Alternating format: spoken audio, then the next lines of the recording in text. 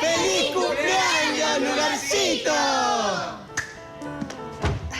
Cuando yo vine a este mundo buscando mi lugarcito, me recibieron cantando millones de pajaritos. me saludaron las flores de aromas tan exquisitos. Y se movieron las ramas de todos los arbolitos. ¡Qué mundo lindo, qué mundo! Me dije yo de inmediato. Aquí hay lugar para todos, aquí hay lugar para rato.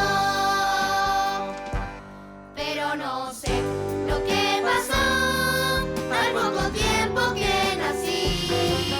El sol se fue, oscureció y todo el cielo se puso gris.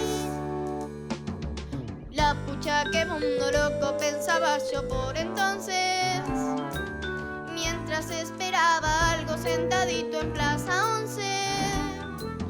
Esperaba que llegaran personas en un autito Y me llamaran contentos por mi nombre y apellido.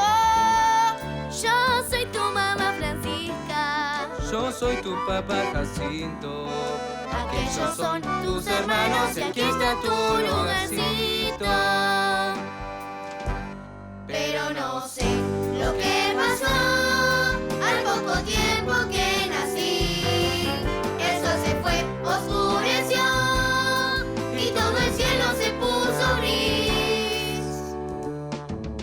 Anduve buscando mucho, caminando despacito, preguntando a todo el mundo cuál era mi lugarcito. Hasta que llegó un buen día